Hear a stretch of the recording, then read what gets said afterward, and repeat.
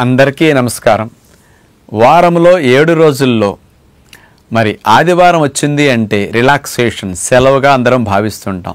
కొంతమంది ఉద్యోగస్తులకి శనాదివారాలు సెలవులు కాబట్టి ఇతర 5 రోజులు ఒక క్రమశిక్షణ ఉన్నప్పటికీ 2 రోజులు సోమరిగా తయారవుతుంటాం. తినకూడదు తినేస్తుంటాం, బాగా ఎంజాయ్ చేస్తుంటాం. ఇలా ఉంటేనే జీవితం ఎంజాయ్ చేయటం అనేది మనకు అలవాటు అయిపోయింది. మరి ఇలాంటి మెంటల్ స్టేటస్ ఉన్న ఈ రోజుల్లో మరి యోగా ఎన్ని రోజులు చేయాలి? 7 రోజులు మానకుండా చెయ్యాలి అని చెప్తే మరి చేసేవారు కొద్దిమందే ఉంటారు.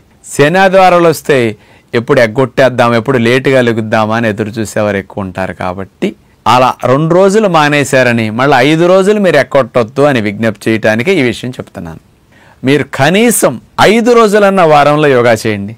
2 రోజులు మీకు ఇష్టమైన ఆటలాడుకోండి, ఈత కొట్టండి, ఇంకా రకరకాలుగా ప్రకృతిలోకి వెళ్ళి గార్డెనింగ్ వర్క్ చేసుకోండి, ఏదైనా చేసుకోండి.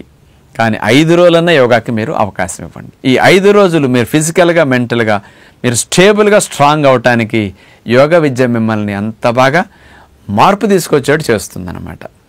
అంటే మనం ఏం చేయాలన్నా శరీరం కావాలి. అందరికీ రకరకాల లక్ష్యాలు ఉన్నాయి.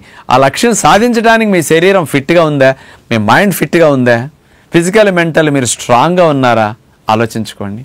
లక్ష్యం నెరవేరకుండానే చాలామందికి వయసు రాకుండానే ఫిజికల్గా మెంటల్గా సమస్యలు వచ్చేస్తున్నాయి. దానికి కారణం వీటికి సమయాన్ని కేటాయించకుండా మనం అన్నిటి గురించి ఆలోచిస్తున్నాం, అన్నిటికీ సమయాన్ని పెట్టుకుంటున్నాం. అదే దీనికి కేటాయించుకోగలిగితే ఎలా ఉంటుందంటాను. నా ఎగ్జాంపులే చెప్తా. నేను రోజుకి 18 గంటలు పనిచేస్తుంటా 35 సంవత్సరాల పైనుంచి. ఒక్కరోజు సెలవు పెట్టడం, ఒకరోజు అనారోగ్యం వచ్చింది తెలియదు. రాత్రి 10 వరకు తిరిగిన నుంచుని పనిచేసిన మా కాళ్ళు నొప్పొట్టవు. కారణం నా లక్ష్యం ఇలాంటి మంచి విషయాల్ని రోజు 15 గంటలు 18 గంటలు ప్రచారం చేయటం. నా డ్యూటీ అది. నా డ్యూటీకి ఈ శరీరం బాగుండాలి, నా డ్యూటీకి మైండ్ బాగుండాలి. ఈ రెండు బాగుండటం కోసం నేను రోజు నా దినచర్యలో గంట యోగాకి, మంచి ఆహార నియమాలు ఫాలో అవటానికి 1 గంట సమయం, మంచి ఆహారం రా ఫుడ్ లాంటివి తినడానికి రోజు గంటన్నర సమయం పెట్టుకు తింటుంటాను నేను. అంటే ఈ 2.5 గంటల సమయం నేను కేటాయించడం వల్ల 16 గంటల సమయాన్ని నేను సవ్యంగా వాడుకోగలుగుతున్నా.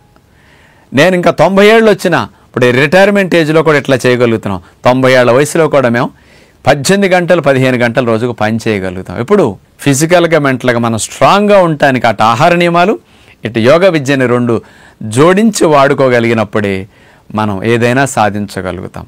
అందరం లక్ష్యాన్ని సాధించడానికి ఈ దేహం ప్రధానం, ఈ మనసు ప్రధానం. ఈ 2 బాగుండటానికి యోగ విద్యను తప్పనిసరిగా దినచర్యలో భాగంగా చేసుకుని 5 రోజులు మానకుండా అభ్యాసం చేద్దామని విజ్ఞప్తి చేస్తూ నమస్కారం.